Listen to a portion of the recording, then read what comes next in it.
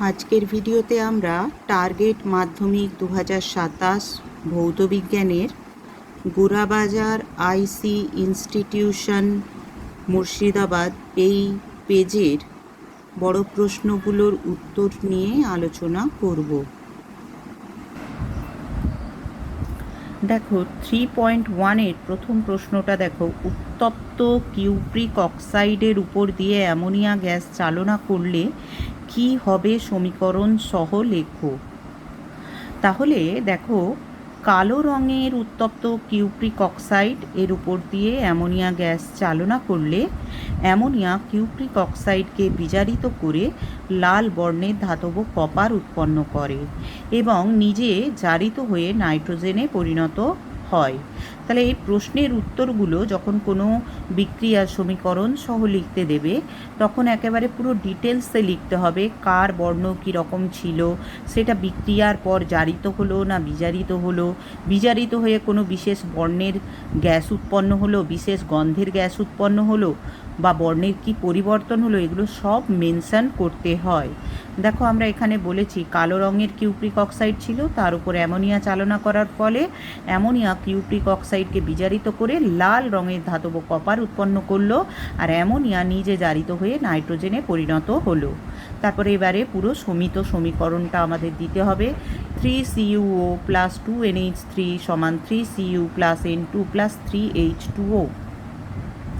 Cupric অক্সাইডটা ছিল কালো, সেটা বিজারিত হওয়ার পর লাল রঙের ধাতব কপার উৎপন্ন হলো। এরপরে 3.2, কার্বন বিজারণ পদ্ধতি কি। কার্বন বিজারণ পদ্ধতি কি সেই সংজ্ঞাটা আমরা দেব। যে পদ্ধতিতে উপযুক্ত চুল্লিতে তাপজারণ বা ভস্মীকরণের মাধ্যমে আকরিক থেকে প্রাপ্ত ধাতব অক্সাইডকে উচ্চ উষ্ণতায় কোক অথবা কার্বন দ্বারা বিজারিত করা হয়, ধাতু নিষ্কাশনের সেই পদ্ধতিকে আমরা বলবো কার্বন বিজারণ পদ্ধতি। এই পদ্ধতিতে নিষ্কাশিত হয় এমন দুটো ধাতুর নাম কি? এই পদ্ধতিতে কার্বন বিজারণ পদ্ধতিতে নিষ্কাশিত হয় এমন দুটো ধাতু হলো জিঙ্ক এবং আয়রন। এর পরের প্রশ্ন 3.3-তে দেখো, রোধাঙ্কের মাত্রা নির্ণয় করো। রোধাঙ্ক দেখো, রো সমান R/A/L। আর এর মাত্রা হচ্ছে mL/T⁻³ I⁻²। আর এ মানে ক্ষেত্রফল, ক্ষেত্রফলের মাত্রা হচ্ছে L² বাই দৈর্ঘ্যের মাত্রা হচ্ছে L।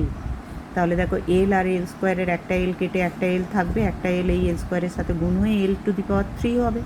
তাহলে এবার রো এর মাত্রীয় সংকেত পেয়ে গেলাম mL⁻³ T⁻³ I⁻²।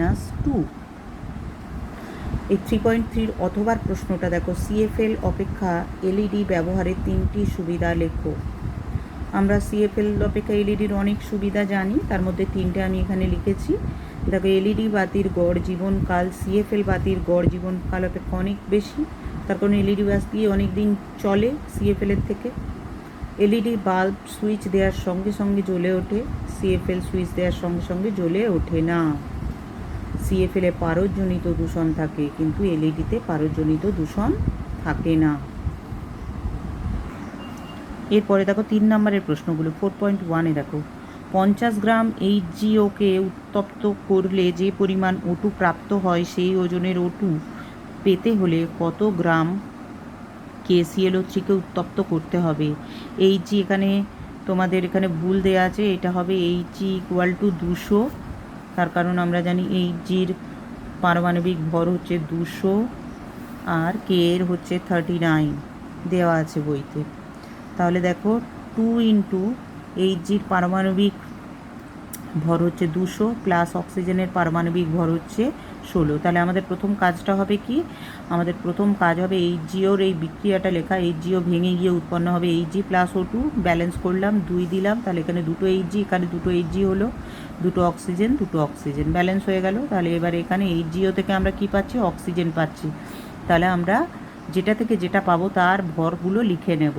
তাহলে এখানে দেখো 2 অণু আছে, তাহলে 2 লিখলাম, ইন্টু Hgর পারমাণবিক ভর হচ্ছে 200 প্লাস অক্সিজেনের পারমাণবিক ভর 16। তাহলে 200 + 16 মানে 216, 216-র সাথে 2 গুণ করলে হয় 432। এখানে দেখো 16 × 2, কেননা দুটো পরমাণু আছে, তাহলে 2 দিয়ে গুণ হবে পারমাণবিক ভরকে।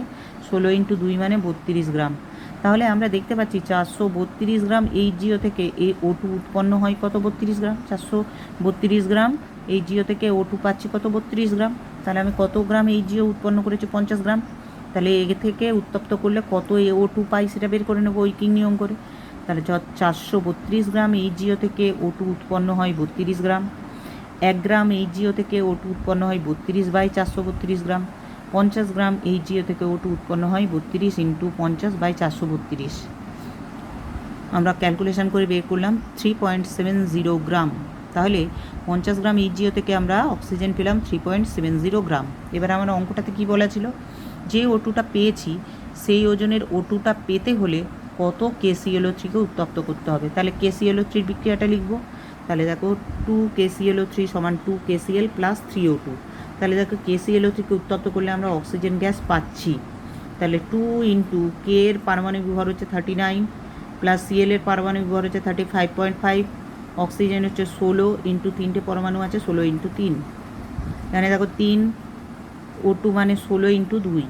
তাহলে আমরা 16 2 32, 32 × 3 মানে 96 গ্রাম, আর এটা ক্যালকুলেশন করে পেলাম 245 গ্রাম। তাহলে 245 গ্রাম KClO3 থেকে অক্সিজেন আমরা কত গ্রাম পাই, 96 গ্রাম। তাহলে আমাদের এখানে প্রশ্নটা চেয়েছে কত গ্রাম KClO3 উত্তপ্ত করতে হবে ওই অক্সিজেন পেতে গেলে, মানে এই অক্সিজেনটা পেতে গেলে আমাকে কত KClO3কে উত্তপ্ত করতে হবে। তাহলে দেখো এই ঐকিক নিয়মটা পাচ্ছি, 96 গ্রাম অক্সিজেন পাচ্ছি, কত KClO3 থেকে 245। তাহলে 96 গ্রাম O2 পেতে হলে আমাকে 245 গ্রাম KClO3কে উত্তপ্ত করতে হচ্ছে। 96 গ্রাম অক্সিজেন পেতে গেলে আমাকে কত KClO3কে উত্তপ্ত করতে হচ্ছে, 245। তাহলে 1 গ্রাম অক্সিজেন পেতে গেলে 245/96 গ্রাম KClO3কে উত্তপ্ত করতে হবে।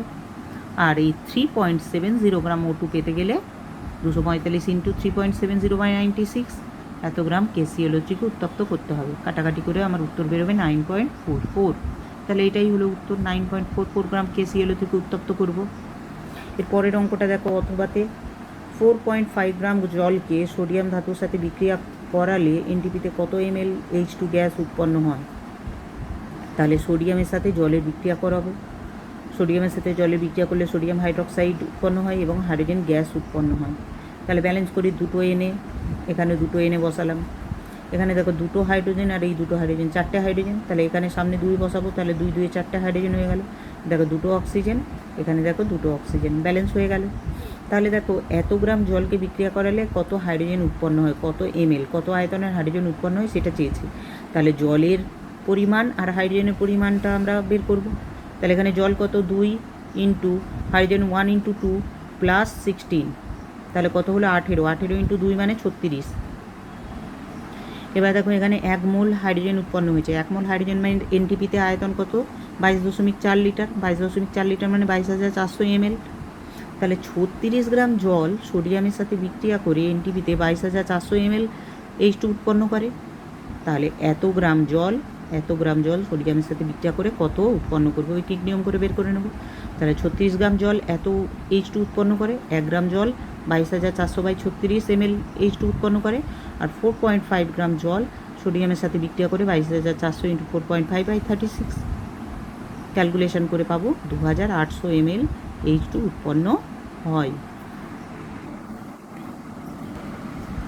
4.2 এর প্রশ্ন দেখো, তড়িৎচুম্বকীয় আবেশ সংক্রান্ত ফ্যারাডের সূত্রগুলি লেখো। 2 + 1 মানে প্রথম সূত্রের জন্য 2 নাম্বার আর দ্বিতীয় সূত্রের জন্য 1 নাম্বার।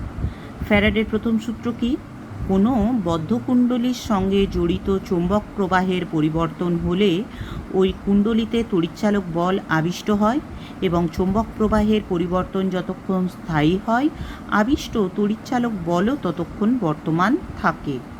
এটা হলো ফ্যারাডের প্রথম সূত্র। ফ্যারাডের দ্বিতীয় সূত্র কি, কোনো বদ্ধকুণ্ডলীতে আবিষ্ট তড়িৎচালক বলের মান কুণ্ডলীর সঙ্গে জড়িত চৌম্বক প্রবাহের পরিবর্তনের হারের সঙ্গে সমানুপাতিক হয়। এই প্রশ্নটার অথবাতে একটা প্রশ্ন দেওয়া আছে, অঙ্ক দেওয়া আছে। দেখো, একটি 30 ওহম রোধের কুণ্ডলীকে 500 ml জলে সম্পূর্ণরূপে ডুবিয়ে তার মধ্যে 7 অ্যাম্পিয়ার তড়িৎ প্রবাহ 2 মিনিট ধরে চালনা করে থাকলে জলের উষ্ণতার পরিবর্তন কত হবে। 2 + 1 এখানে দেওয়া আছে। আই এর মান দেখো 7 অ্যাম্পিয়ার, আর এর মান দেওয়া আছে দেখো 30 ওহম, টি এর মান দেওয়া আছে 2 মিনিট, 2 মিনিট মানে 2 × 60 সেকেন্ড মানে 120 সেকেন্ড। এম এর মান দেওয়া আছে দেখো 500 ml, 500 ml, এম এর মান হচ্ছে 500 ml জলের ভর, 500 ml জলের ভর হচ্ছে 500 গ্রাম, তাহলে এম এর মান 500 গ্রাম। আর জলের আপেক্ষিক তাপ এস এর মান হচ্ছে 1 ক্যালোরি পার গ্রাম ডিগ্রি সেলসিয়াস।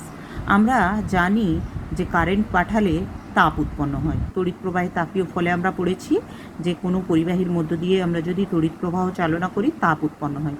সেই তাপের পরিমাণের সূত্রটা কি H সমান I²RT/J। তাহলে আই এর মান 7 এর হোল স্কোয়ার, আর এর মান 30, টি এর মান 120/J, তাপের যান্ত্রিক তুল্যাঙ্ক আমরা জানি 4.2। তাহলে মানগুলো বসিয়ে দিলাম। এবারে দেখো এইচ এর আমরা আরেকটা সূত্র পেয়েছিলাম, গৃহীত বা বর্জিত তাপের সূত্র। গৃহীত বা বর্জিত তাপ এইচ সমান কি MS থিটা, MS টি বা MS থিটা। তাহলে MS delta theta. Delta theta হচ্ছে উষ্ণতার পরিবর্তন। তাহলে এম হচ্ছে জলের ভর, এস হচ্ছে জলের আপেক্ষিক তাপ। তাহলে MS ডেল্টা থিটা মানে এইটা। তাহলে শুধু ডেল্টা থিটা মানে হচ্ছে এইটা বাই MS। তাহলে 49 × 30 × 120/4.2 into M into S. M এর মান 500, এস এর মান 1। ক্যালকুলেশন করে আমরা ডেল্টা থিটার মান পেলাম 84 ডিগ্রি সেলসিয়াস। তাহলে জলের উষ্ণতার পরিবর্তন হবে 84 ডিগ্রি সেলসিয়াস। 4.3-তে দেখো, স্পর্শ পদ্ধতিতে সালফিউরিক অ্যাসিড প্রস্তুতির ধাপগুলি পর্যায়ক্রমে লেখো সমীকরণ আর শর্ত সহ। দেখো সালফিউরিক অ্যাসিডের স্পর্শ পদ্ধতিতে যে ধাপগুলো সেগুলো আমরা পরপর লিখছি। প্রথম ধাপে সালফার ডাইঅক্সাইড উৎপাদন হবে। তাহলে সালফার ডাইঅক্সাইড দুরকম উপায়ে আমরা উৎপাদন করতে পারি। সালফার চুল্লির মধ্যে সালফারকে অক্সিজেনে দহন করলে সালফার আর অক্সিজেন বিক্রিয়া করে সালফার ডাইঅক্সাইড উৎপন্ন হয়, অথবা সালফার চুল্লির মধ্যে আমরা আয়রন পাইরাইটিসকে অতিরিক্ত বায়ুতে পোড়ালে আয়রন পাইরাইটিসের সাথে অক্সিজেনের বিক্রিয়ায় সালফার ডাইঅক্সাইড উৎপন্ন হয় আর FeO3 উৎপন্ন হয়।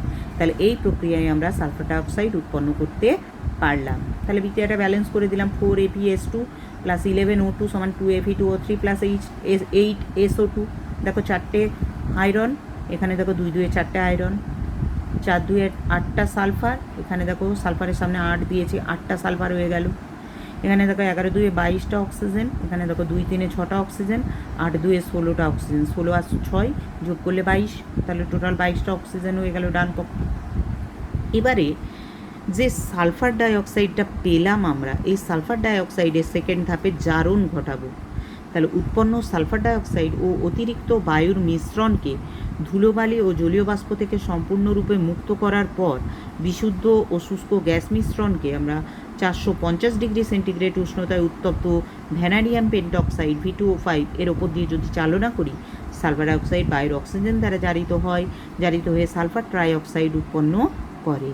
তাহলে দেখো 2SO2 + O2 = 2SO3। এখানে অনুঘটক রূপে V2O5 লাগবে এবং উষ্ণতা অপটিমাম উষ্ণতা 450 ডিগ্রি সেন্টিগ্রেড রাখতে হবে। এবার দেখো আমাদের তৃতীয় ধাপে হচ্ছে দেখো সালফার ট্রাইঅক্সাইডের শোষণ। যে সালফার ট্রাইঅক্সাইডটা উৎপন্ন হলো সেই উৎপন্ন SO3 গ্যাসকে ঠান্ডা করে শোষক স্তম্ভে 98% গাঢ় সালফিউরিক অ্যাসিড দ্বারা শোষণ করলে পাইরোসালফিউরিক অ্যাসিড H2S2O7 বা যাকে আমরা ওলিয়াম বলি সেই ওলিয়াম উৎপন্ন হয়। তাহলে SO3 + H2SO4 সেটা 98% H2SO4 হতে হবে, এরা পরস্পর যুক্ত হয়ে উৎপন্ন হবে H2S2O7, এটাকে আমরা বলি ওলিয়াম। এবারে দেখো ওলিয়ামের সঙ্গে পরিমাণ মতো জল যোগ করলে প্রয়োজনীয় মাত্রার গাঢ় সালফিউরিক অ্যাসিড প্রস্তুত করা যায়। লাস্ট স্টেপ এটা, ওলিয়ামের সাথে আমরা জল মেশাবো, গাঢ় সালফিউরিক অ্যাসিড প্রস্তুত হবে। অথবা প্রশ্নটা দেখো, প্রকৃতিতে নাইট্রোজেন সংবন্ধন কিভাবে হয় তার ধাপগুলো ও বিক্রিয়াগুলো উল্লেখ করো। 2+1। তাহলে দেখো প্রাকৃতিক বা কৃত্রিম উপায়ে বায়ুমণ্ডলীয় নাইট্রোজেনকে ব্যবহার উপযোগী যৌগে রূপান্তরিত করার প্রক্রিয়াকে আমরা নাইট্রোজেন সংবন্ধন বলে থাকি। আমরা এর পরপর নাইট্রোজেন কিভাবে মাটিতে সংবন্ধন হয় সেটা আমরা পরপর দেখব। দেখো বজ্রপাতের ফলে নিম্নলিখিত ধাপগুলোর মাধ্যমে বায়ুমণ্ডলে নাইট্রোজেনের সংবন্ধন ঘটে। প্রথম ধাপটা কি? বজ্রপাতের সময় তড়িৎ স্ফুলিঙ্গের প্রভাবে প্রায় 3000 ডিগ্রি সেলসিয়াস উষ্ণতায় বায়ুমণ্ডলে নাইট্রোজেন আর অক্সিজেন পরস্পর যুক্ত হয়ে বর্ণহীন নাইট্রিক অক্সাইড উৎপন্ন করে। তাহলে N2 + O2 3000 ডিগ্রি সেন্টিগ্রেড উষ্ণতায় তড়িৎ স্ফুলিঙ্গের উপস্থিতিতে নাইট্রিক অক্সাইড উৎপন্ন করে। তাহলে N2 + O2 = 2NO। দ্বিতীয় ধাপে দেখো উৎপন্ন যে নাইট্রিক অক্সাইড সেটা বাতাসের অক্সিজেন দ্বারা জারিত হয়ে নাইট্রোজেন ডাইঅক্সাইডে পরিণত হয়। তাহলে 2NO প্লাস O2 সমান 2NO2। এবার তৃতীয় ধাপ দেখো, উৎপন্ন নাইট্রোজেন ডাইঅক্সাইড বৃষ্টির জলের সঙ্গে বিক্রিয়া করে নাইট্রাস অ্যাসিড এবং নাইট্রিক অ্যাসিডের উৎপন্ন করে, নাইট্রিক অ্যাসিডে পরিণত হয়। তাহলে নাইট্রোজেন ডাইঅক্সাইড জলের সাথে বিক্রিয়া করবে, NO2 প্লাস H2O, উৎপন্ন হবে কি নাইট্রাস অ্যাসিড এবং নাইট্রিক অ্যাসিড। তাহলে 2NO2 প্লাস H2O সমান HNO2 প্লাস HNO3। দেখো দুটো N, এখানে দেখো দুটো N, 2 2 4 1 5টা অক্সিজেন, দেখো 3টে 2 5টা অক্সিজেন, আর দুটো হাইড্রোজেন ব্যালেন্স হয়ে গেল। এবার চতুর্থ ধাপ কি, এই যে নাইট্রিক অ্যাসিডটা উৎপন্ন হলো এটা মাটিতে উপস্থিত বিভিন্ন ক্ষারক নানা রকম লবণের সাথে, যেমন calcium carbonate, sodium carbonate, magnesium carbonate, এদের সঙ্গে বিক্রিয়া করে জলে দ্রাব্য নাইট্রেট লবণ উৎপন্ন করে।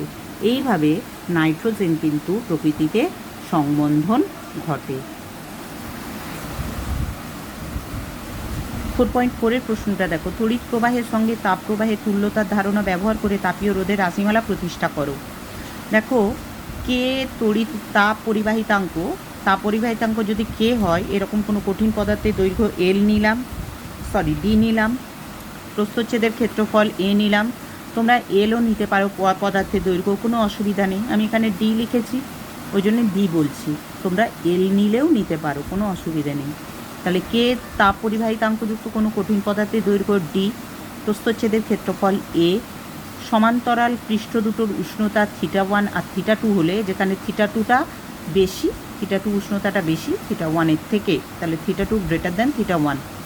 তার ফলে উষ্ণ পৃষ্ঠ থেকে শীতল পৃষ্ঠের দিকে তাপ পরিবহনের হার বা তাপীয় প্রবাহ মাত্রা হবে I∗H ফর হিট।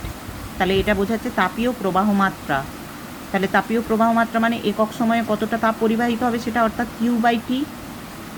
তাহলে IH সমান আমরা কি পেয়ে গেলাম, Q/T। Q/T এর মান কত হয় আমরা জানি, K × A × θ2 - θ1/D।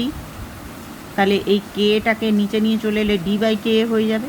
তাহলে এটাই আমরা লিখতে পারি θ2 - θ1/D/K। দেখো Kটা উপরে চলে গেলে এখানে চলে আসে, সেটাকে আমরা একটু সাজিয়ে নিচে করে দিলাম, D/K করে দিলাম। তাহলে এটা 1 নম্বর সমীকরণ দিলাম।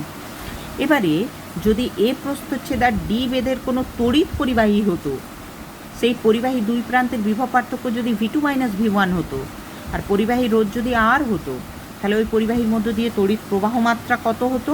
ওহমের সূত্র অনুযায়ী আমরা লিখতে পারতাম I সমান V2 - V1/R, I সমান V2 - V1/R। তাহলে এখানে দেখো তাপীয় প্রবাহ মাত্রা এইটা তাপীয় প্রবাহ মাত্রা এটা, আর তড়িতের ক্ষেত্রে প্রবাহ মাত্রা এটা। তাহলে দুটোই হচ্ছে প্রবাহ মাত্রা, সুতরাং এটা সমান আমরা এটা লিখতে পারি। তাহলে দেখো এই উভয় পৃষ্ঠের এটা উষ্ণতার পার্থক্য, এটা হচ্ছে পরিবাহী দুপ্রান্তের বিভব পার্থক্য। তাহলে এটা হচ্ছে পরিবাহী দুপ্রান্তের উষ্ণতার পার্থক্য, এটা পরিবাহী দুপ্রান্তের বিভব পার্থক্য। এটা হচ্ছে তাপীয় প্রবাহ মাত্রা, এটা হচ্ছে তড়িতের প্রবাহ মাত্রা। তাহলে এটা এটার সাথে সমান, এই তাপমাত্রার পার্থক্য বিভব পার্থক্যের সাথে সমান। তাহলে এই যে রোধটা এটার সাথে সমান হবে। তাহলে এটাকে আমরা বলবো তাপীয় রোধ। এটা তড়িতের ক্ষেত্রে রোধ, পরিবাহী রোধ, এটা হচ্ছে তাপীয় রোধ। তাহলে তাপীয় রোধের আমরা রাশিমালা পেয়ে গেলাম R∗H সমান হচ্ছে D/K। তাহলে R∗H সমান তাপীয় রোধ কত পেয়ে গেলাম, D/K। অথবাতে একটা অঙ্ক দেওয়া আছে, দেখো 0.75 মিটার স্কোয়ার প্রস্থচ্ছেদ বিশিষ্ট ও 1 মিটার দৈর্ঘ্যের একটি দণ্ডের মধ্য দিয়ে তাপ পরিবহনের হার 3000 জুল/সেকেন্ড। দণ্ডের তাপ পরিবাহিতাঙ্ক 200 watt metre inverse kelvin inverse হলে দু প্রান্তের উষ্ণতার পার্থক্য নির্ণয় করো, সেন্টিগ্রেড স্কেলে বের করতে বলেছে। এর মান 0.75 মিটার স্কোয়ার, ডি এর মান 1 মিটার, Q/T এর মান হচ্ছে 3000 জুল/সেকেন্ড, কে এর মান বলে দিয়েছে 200 watt metre inverse kelvin inverse, θ2 - θ1 এর মান বের করতে বলেছে, উষ্ণতার পার্থক্য বের করতে বলেছে। তাহলে Q/T সমান আমরা জানি K × A × θ2 - θ1/D। তাহলে এখানে মানগুলো বসিয়ে দিই। Q/T এর মান 3000, K এর মান 200, K এর মান 200, A এর মান 0.75, θ2 - θ1/D এর মান 1। তাহলে θ2 - θ1 সমান কী হবে, 3000 × 100/200 × 0.75। এই 100টা কোথা থেকে এলো, এই 0.75-এর দশমিকটা তুলে দেওয়ার জন্য উপরে একটা 100 গুণ করলাম আমরা, বুঝতে পেরেছো? 0.75 ছিল তো, তার দশমিকটা তুলে দিলে ওপরে 100 দিয়ে গুণ করতে হবে, সেই 100 দিয়ে ওই জন্য গুণ করেছি। কাটাকাটি করে আমরা পেলাম 20 কেলভিন। এবার আমাকে সেন্টিগ্রেড স্কেলে উষ্ণতাটা বের করতে বলেছে, তাহলে কেলভিনকে সেন্টিগ্রেড করতে গেলে 273 দিয়ে বিয়োগ করতে হবে, তাহলে 20 মাইনাস 273 ডিগ্রি সেন্টিগ্রেড, তাহলে পেলাম মাইনাস 253 ডিগ্রি সেন্টিগ্রেড। তাহলে দুপারান্তের উষ্ণতার পার্থক্য হলো মাইনাস 253 ডিগ্রি সেন্টিগ্রেড। এর পরের প্রশ্ন 4.5-এ দেখো, থার্মিট ওয়েল্ডিং বলতে কী বোঝো, এক্ষেত্রে কোন পদ্ধতিতে কীভাবে লোহা নিষ্কাশন করা হয় তা বিক্রিয়া সহ লেখো। 1+2, তার মানে থার্মিট ওয়েল্ডিং বলতে কী বোঝো, এটা তো 1, আর বাকি প্রশ্নটার মার্কস হচ্ছে 2। থার্মিট ওয়েল্ডিংটা কী? এই দেখো, থার্মিট পদ্ধতিতে যে আমরা গলিত লোহাটা পাই সেটা রেল লাইন বা ট্রাম লাইন বা অন্য কোনো যন্ত্রাংশের ফাটল জোড়া দেওয়ার কাজে আমরা ব্যবহার করে থাকি। এই পদ্ধতিটাকে আমরা বলি থার্মিট ওয়েল্ডিং। এবারে থার্মিট পদ্ধতিতে আমরা লোহা নিষ্কাশন করে থাকি, তাই তো? তাহলে ওই পদ্ধতিটা বিক্রিয়া সহ লিখতে বলছে। তাহলে দেখো, থার্মিট পদ্ধতিতে লোহা নিষ্কাশন আমরা কিভাবে করি সেটা আমরা বের করছি। দেখো, ফেরিক অক্সাইড আর অ্যালুমিনিয়াম চূর্ণের 3:1 মিশ্রণকে আমরা জানি কি বলি, থার্মিট মিশ্রণ বলে থাকি, তাই তো? 3 ভাগ ফেরিক অক্সাইড 1 ভাগ অ্যালুমিনিয়াম এর মিশ্রণটাকে আমরা বলি থার্মিট মিশ্রণ। এই থার্মিট মিশ্রণকে ফায়ার ক্লে নির্মিত একটা বিশেষ ধরনের পাত্রে নিয়ে তার উপর যদি ম্যাগনেসিয়াম গুঁড়ো, বেরিয়াম অক্সাইড এবং পটাশিয়াম ক্লোরেটের মিশ্রণ রেখে ম্যাগনেসিয়াম ফিতার সাহায্যে যদি আগুন ধরাই, তার ফলে প্রচুর তাপ উৎপন্ন হয়। এই প্রচুর তাপ উৎপন্ন হওয়ার ফলে উচ্চ উষ্ণতার সৃষ্টি হয়, প্রায় 2000 ডিগ্রি সেলসিয়াস উষ্ণতার সৃষ্টি হয়। এই উচ্চ উষ্ণতায় এই ফেরিক অক্সাইড Fe2O3 অ্যালুমিনিয়াম দ্বারা বিজারিত হয়ে যায়, বিজারিত হয়ে গলিত আয়রনে পরিণত হয়। তাহলে এইভাবে আমরা আয়রনকে নিষ্কাশন করতে পারি। এই গলিত আয়রন পাত্রের তলদেশে ছিদ্র দিয়ে বেরিয়ে আসে। তার মানে Fe2O3 ফেরিক অক্সাইড অ্যালুমিনিয়াম দ্বারা কী হচ্ছে, বিজারিত হচ্ছে। তাহলে সেই বিক্রিয়াটা লিখে দিই, Fe2O3 + 2Al 2000 ডিগ্রি সেন্টিগ্রেড উষ্ণতায় বিক্রিয়া ঘটবে, উৎপন্ন হবে Fe + Al2O3। দেখো এখানে দুটো Fe, তাহলে এখানে সামনে 2 বসাবো, 2Fe। এখানে দেখো দুটো Al, তাহলে এখানে আমরা 2 বসাবো, 2Al হয়ে গেল। এখানে দেখো 3টে অক্সিজেন, এখানে 3টে অক্সিজেন, ব্যালেন্স হয়ে গেল। এবার দেখো পরের প্রশ্নটা, অথবাতে মানব স্বাস্থ্যের উপর অ্যালুমিনিয়াম ও জিঙ্ক ধাতুর বিষক্রিয়ায় কী ক্ষতিকারক প্রভাব আছে তা সমীকরণ সহ বুঝিয়ে দাও। 1.5 × 2, অ্যালুমিনিয়ামের বিষক্রিয়াটা 1.5 আর জিঙ্কের বিষক্রিয়াটা 1.5। তাহলে একই প্রশ্ন, খালি একবার অ্যালুমিনিয়াম লিখবো, একই উত্তর হবে, একই প্রসিডিওরে উত্তরটা লিখবো, খালি একবার অ্যালুমিনিয়াম কথাটা লিখবো আর একটা জিঙ্ক কথাটা লিখবো, একই উত্তর হবে, বেসিকটা একই, শুধু অ্যালুমিনিয়ামের জায়গায় দ্বিতীয় ক্ষেত্রে জিঙ্ক বসিয়ে দেবো, তাহলেই হয়ে যাবে। দেখো আমি উত্তরটা কীভাবে লিখছি, টক জাতীয় খাবার বা আম্লিক ফল বা আচার অ্যালুমিনিয়াম পাত্রে রাখা উচিত নয়, কারণ টক জাতীয় খাবার, আম্লিক ফল বা আচারে বিভিন্ন রকম জৈব অ্যাসিড থাকে, যেমন acetic acid, citric acid, tartaric acid. Aluminium পাত্রে যদি আমরা এইসব খাবার রাখি, তাহলে এই জৈব অ্যাসিডগুলো অ্যালুমিনিয়ামের সাথে বিক্রিয়া করে অ্যালুমিনিয়াম ঘটিত লবণ উৎপন্ন করে। দেখো 6RCOOH, এই আরটা হচ্ছে তোমার যে কোনো মূলক হতে পারে, সেটা তোমার মিথাইল মূলক হতে পারে। মিথাইল মূলক হলে এটা তাহলে অ্যাসিটিক অ্যাসিড হয়ে যাবে, CH3COOH, ঠিক আছে? আরটা যে কোনো মূলক হতে পারে, হ্যাঁ, অ্যালকিল মূলক হতে পারে, আরকে আমরা অ্যালকিল মূলক বলে থাকি। তাহলে 6RCOOH + 2Al, এটা বিক্রিয়া করে উৎপন্ন করবে 2RCOO3Al + 3H2O। তাহলে দেখো এখানে 2 3 6টা আর, দেখো এখানে 6টা আর, 6টা কার্বন, দেখো 2 3 6টা কার্বন, দেখো 6টা 12টা অক্সিজেন, এখানে দেখো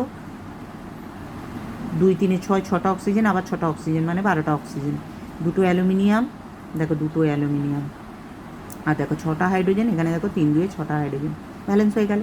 এই যে লবণটা উৎপন্ন হলো, এগুলো জলের দ্রাব্য লবণ।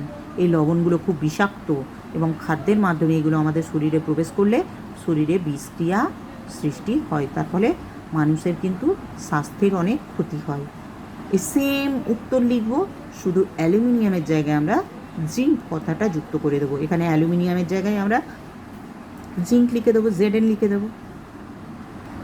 তাহলে দেখো আমরা সেই একই উত্তর লিখছি, টক জাতীয় খাবার বা আম্লিক ফল বা আচার জিঙ্কের পাত্রে রাখা উচিত নয়, কারণ টক জাতীয় খাবার, আম্লিক ফল বা আচারে বিভিন্ন জৈব অ্যাসিড, যেমন citric acid, acetic acid, tartaric acid উপস্থিত থাকে জিঙ্কের পাত্রে।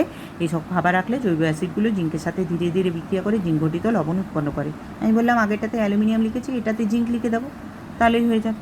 তাহলে RCOOH + Zn সমান উৎপন্ন হবে RC হোল টু Zn প্লাস H2। তাহলে এখানে দেখো দুটো আর, এখানে দুটো আর, দুটো কার্বন, দুটো কার্বন, দেখো দুটো দুটো চারটে অক্সিজেন, দুটো দুটো চারটে অক্সিজেন, একটা জিঙ্ক একটা জিঙ্ক, দুটো হাইড্রোজেন দুটো হাইড্রোজেন। এই লবণগুলো বিষাক্ত, এগুলো খাদ্যের মাধ্যমে শরীরে প্রবেশ করলে শরীরে বিষক্রিয়ার সৃষ্টি হয়, ফলে মানবদেহের স্বাস্থ্যের অনেক ক্ষতি হয়। লাস্ট প্রশ্ন, H2S একটি বিজারক গ্যাস। এই তথ্যটি প্রমাণের উদ্দেশ্যে এমন একটা রাসায়নিক বিক্রিয়ার সমীকরণ সহ লেখো যা থেকে স্পষ্টভাবে বোঝা যায় যে H2S একটা বিজারক গ্যাস। 2+1 বিক্রিয়াটার জন্য 1 আর ব্যাখ্যাটার জন্য কেন বিজারক গ্যাস এটা ব্যাখ্যার জন্য 2। তাহলে দেখো কমলা রঙের, আমি বলেছিলাম এই ধরনের বিক্রিয়া তোমাদের লিখতে গেলে রং মেনশান করতে হবে, বিশেষ কোনো গন্ধের গ্যাস নির্গত হলে সেটা মেনশান করতে হবে, কোনটা জারণ হচ্ছে কোনটা বিজারণ হচ্ছে সেটা মেনশান করতে হবে। আমরা সেইভাবেই লিখবো। দেখো এটা কমলা রঙের অ্যাসিডযুক্ত পটাশিয়াম ডাইক্রোমেট দ্রবণে আমরা যদি হাইড্রোজেন সালফাইড গ্যাস চালনা করি, হাইড্রোজেন সালফাইড পটাশিয়াম ডাইক্রোমেটকে বিজারিত করে সবুজ বর্ণের ক্রোমিক সালফেট লবণ উৎপন্ন করে, ফলে দ্রবণটা সবুজ বর্ণের হয়ে যায় এবং নিজে জারিত হয়ে হলুদ বর্ণের সালফার উৎপন্ন করে। অর্থাৎ H2S এই বিক্রিয়ায় বিজারক গ্যাস হিসেবে কাজ করছে। তার কারণে ও পটাশিয়াম ডাইক্রোমেটকে বিজারিত করছে। যে পদার্থ অন্যকে বিজারিত করে নিজে জারিত হয় সেটা হচ্ছে বিজারক পদার্থ। তাহলে হাইড্রোজেন সালফাইড এই বিক্রিয়ায় কী হিসেবে কাজ করছে? বিজারক গ্যাস হিসেবে কাজ করছে। বিক্রিয়াটা এবার লিখে দিই। K2Cr2O7 plus H2S plus H2SO4 সমান উৎপন্ন হবে K2SO4 প্লাস Cr2SO4 এর whole 3 plus S plus H2O। দেখো এখানে দুটো পটাশিয়াম, এখানে দুটো পটাশিয়াম, এখানে দেখো দুটো ক্রোমিয়াম, এখানে দেখো দুটো ক্রোমিয়াম, এখানে দেখো তিনটে সালফেট মূলক আছে, তিনটে সালফেট মূলক, এখানে একটা সালফেট মূলক, তাহলে চারটে সালফেট মূলক। তাহলে এখানে দেখো সালফেট মূলকের সামনে 4 অণু দিয়ে দিই, তাহলে চারটে সালফেট মূলক হয়ে গেল। সালফিক অ্যাসিডের সামনে 4 দিয়ে দিলে, 4 অণু দিয়ে দিলে চারটে সালফেট মূলক মিলে গেল। তাহলে এখানে দেখো এই হাইড্রোজেন সালফাইডটাই বিজারিত হয়ে, এই হাইড্রোজেন সালফাইডটাই জারিত হয়ে সালফার উৎপন্ন করছে। তাহলে এখানে দেখো আমরা হাইড্রোজেন কটা পাচ্ছি? হাইড্রোজেন পাচ্ছি দেখো এই, আমরা এখানে অক্সিজেন কটা পাচ্ছি? দেখো অক্সিজেন আমরা 7টা পাচ্ছি। তাহলে অক্সিজেন যেহেতু 7টা, এখানে আমরা 7 বসিয়ে দেবো, তাহলে 7টা অক্সিজেন হয়ে গেল। এবার দেখো আমরা হাইড্রোজেন কটা পাচ্ছি? 7 2 14টা, 7 2 14টা হাইড্রোজেন পাচ্ছি। এদিকে হাইড্রোজেন দেখো দু জায়গায় হাইড্রোজেন আছে, এখানে আর এখানে। তার মধ্যে এখানে 4 2 8টা হাইড্রোজেন আছে, এখানে আমরা পাচ্ছি 14টা, এখানে হয়ে গেল 4 2 8টা। তাহলে এখনও বাকি থাকে 6টা হাইড্রোজেন। তাহলে এখানে সামনে 3 দিয়ে দিলে 3 2 6টা হাইড্রোজেন হয়। তাহলে 4 2 8 আর এখানে 3 2 6, 8 আর 6 যোগ করে 14, এইদিকেও 7 2 14টা হাইড্রোজেন। তাহলে এখানে আমি 3 বসিয়ে দেবো। তাহলে 3 বসানোর ফলে আমার সালফার কটা হয়ে গেল? 3টে। এখানে আমি সালফারের সামনে 3 বসিয়ে দেবো, তাহলে ব্যালেন্স হয়ে গেল। তাহলে এখানে আমরা হাইড্রোজেন সালফাইড জারিত হয়েছে, তাহলে এটা জারণ বিক্রিয়া। আর এখানে পটাশিয়াম ডাইক্রোমেটটা কমলা ছিল, সবুজ হয়ে গেছে, তাহলে এটা হচ্ছে বিজারণ বিক্রিয়া। তাহলে এখান থেকে পটাশিয়াম ডাইক্রোমেট থেকে ক্রোমিক সালফেট, এই বিক্রিয়াটা হলো বিজারণ বিক্রিয়া। তাহলে এখানে আমরা কালারটা মেনশন করে দেবো, এটা হচ্ছে কমলা কালার, আর এইটা হচ্ছে ক্রোমিক সালফেটটা হচ্ছে সবুজ কালার। ব্যাস, আমার এই স্কুলটা সব প্রশ্নগুলো আলোচনা করা হয়ে গেল। তোমাদের বন্ধু রিমি বিশ্বাস আমাকে এই কোয়েশ্চেনগুলোর আনসার করে দিতে বলেছিল। রিমি, আশা করি তুমি এই ভিডিওটা দেখে বুঝতে পারবে সব কিছু। তোমাদের ভিডিওটা ভালো লাগলে তোমরা লাইক করবে। কোনো কিছু বুঝতে না পারলে বা কোনো প্রশ্নের উত্তর যদি অজানা থাকে তোমরা কমেন্ট করে জানাবে, বা কোন প্রশ্নের সলিউশন লাগবে সেটা তোমরা আমাকে হোয়াটসঅ্যাপে জানাতে পারো, বা তোমরা এই ভিডিওর কমেন্ট সেকশানে জানাতে পারো। এবং তোমাদের ভিডিওটা ভালো লাগলে তোমরা লাইক করবে এবং শেয়ার করবে, ভিডিওটা প্রচুর শেয়ার করবে। Thank you.